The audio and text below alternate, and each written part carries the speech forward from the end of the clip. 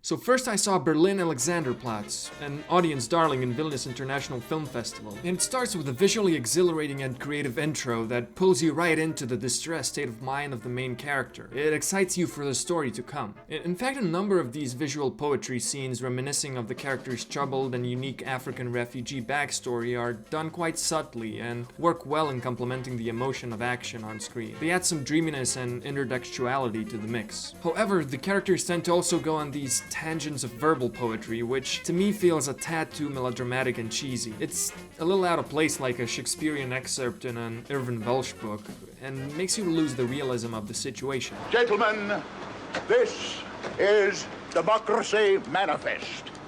Why did you do this to me? Hop in the car. Get some cups. Yes.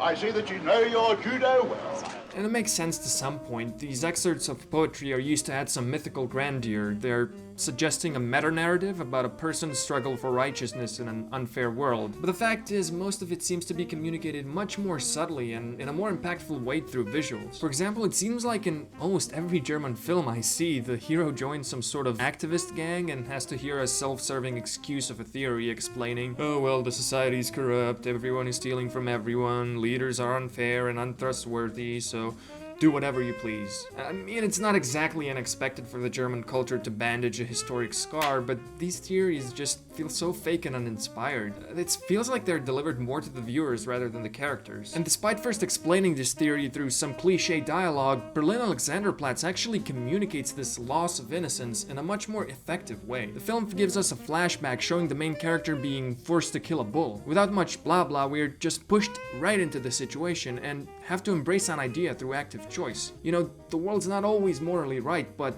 that's how it works if you want to survive. The movie's energetic and ambitious visual style is greatly complemented by the thought-out camera movement, allowing for greater empathy and identification with the main character. So much of the storytelling is delivered just through the way the camera moves in the scene. First, it strides with a lonely and desperate character, almost as if stuck to his body, shaking the environment with every movement but keeping him in focus, as if the world around is about to capsize, trapping the character underneath the rubble. Other times, the camera is locked in place. It's observing the situation in slow motion from a god's eye view as the character faces his comeuppance. It's almost as if the things we're observing are inevitable, with the shot looking like a prophetic painting drawn on a wall of some temple. Sometimes the camera just confidently glides through the scene as we observe the stages of a smooth drug deal operation, like it's some sort of an efficient conveyor belt. Then we observe the camera slowly tipping from one side to another, spinning and barely keeping balance like a seesaw when the character is wasted and disoriented. Sometimes it's just as jittery as the character, sharp and quick in movements when he's anxious and on edge.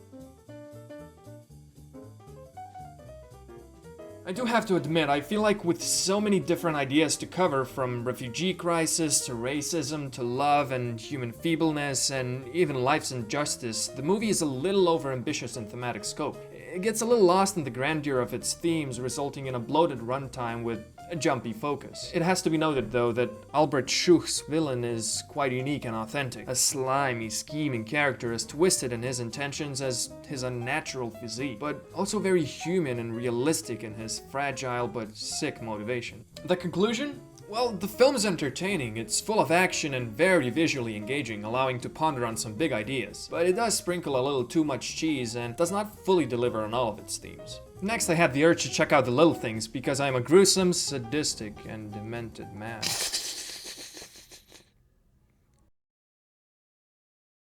But I totally repressed that, so it's fine. I'll start by saying that the characters seem to be very typecast. Denzel Washington in his cool cop persona, but with a lot more brooding. Rami Malek, a very awkwardly mannered, robot-like detective, but brooding. And Jared Leto, talking like he has asthma, but you guessed it, with a double dose of brooding. And this movie was practically made for me. I love these twisty and thrilling cat and mouse games with crazy, unhinged, but meticulous and clever characters, trying to push each other into a corner. Here, however, not much investigatory work is happening. We don't really learn much about the killer and his motives. And you might say, but the movie's not about that, just look at the ending. The ending for me just did not seem cohesive. It tried to lift the film from its entertainment-based murder mystery counterparts and try to deliver a morally ambiguous message that just did not fully land on me. And I really couldn't shake the thought that there was a hint of the writers playing some Mad Lib on the script of David Fincher's Seven. There was also something incredibly weird happening with the editing of simple dinner scenes. I really couldn't understand why it was. It was a little bit jarring and distracting, and most importantly, it did not seem to match the mood or the intensity of the situation. Why was I seeing an excerpt from Taken 3 during an everyday dialogue exchange?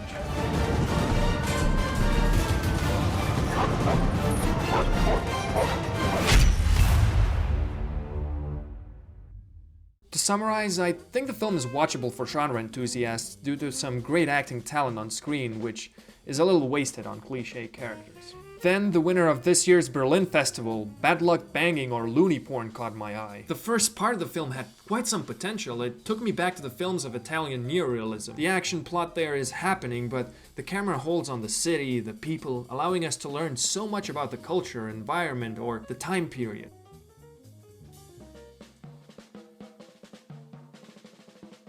I was really quite engaged discovering the country and its people through the streets, observing the clothes they wear, the billboard ads colorfully occupying important city space, or the architecture with golden-plated churches next to boring cinder block houses, commenting on religion's influence in the country. Even the best-selling book list was an interesting clue to study and familiarize myself with the place. So the movie starts as a mirror to the culture with a fun satirical look, but quite grossly overstays its welcome until the presentation feels like nothing but continuous whining. The "oh look how terrible everything is, isn't it? Everything is so sick and perverse, there's no hope" song just gets annoying after a while. It feels like listening to one of those babushkas here in Eastern Europe, sitting on a park bench and fondly reminiscing of Soviet Union times when the store shelves were empty and they would shoot or jail people who were different. The cultural commentary falls flat, immaturely sinking to the level of people it is trying to critique. It feels like having an argument with someone who pulls ideas out of context to fit his or hers "everything's terrible" storyline.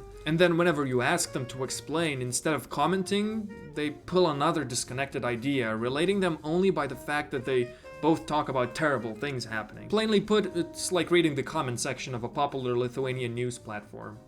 Ačiū jums, kad organizuojate. Būtinai dalyvausime su savo šeimomis. Tamstai laikas ieškoti smegenų donoro, nes turimas jau nefunkcionuoja. Manau, kad tau laikas kaskart išsiplauti išangę. Smirdžiau. Tikriausiai ir tamsta reikia ieškoti smegenų donoro, nes šūdas per anusą, skliausteliuose patikslinimas, išangę, sustumtas ant smegenų. Šūdo smegenys tai tikrai nefunkcionuoja. Kai vyrai kalba, visi pasaulio tyli. Tik kodėl tu netyli?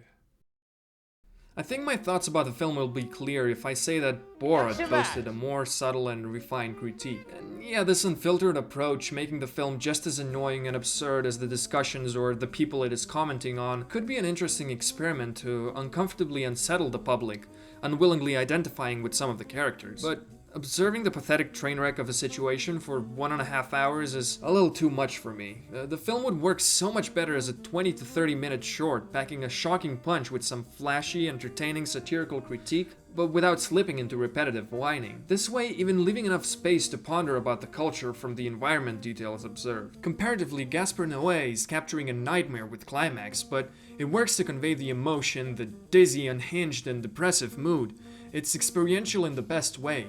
Where here, I felt more bored and annoyed rather than engaged. In short, the movie grossly overstays its welcome and I think would be a lot more effective trimmed down to about 30 minutes, focusing on that shock impact, and instead it's just left me bored and a little disinterested.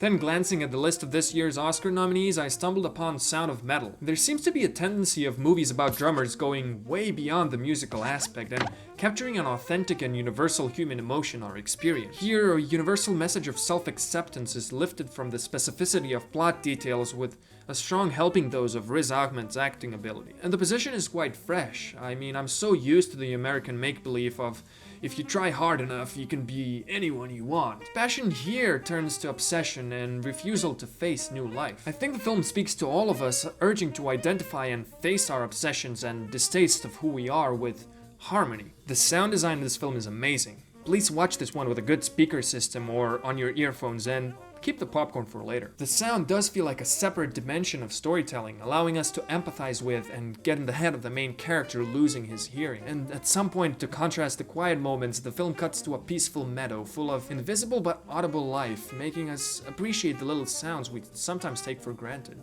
And I have to emphasize again, Riz Ahmed's performance cannot be overstated. So many of the film's moments are simply played on his face as you read each difficult and emotional beat crushing him from the inside and then leading to a beautiful moment of fulfillment. It's a very positive and uplifting film, with the unfairness and irony of life still captured. A moving miniature journey from despair to peace and acceptance, with an incredibly impactful last scene that plays out completely in silence.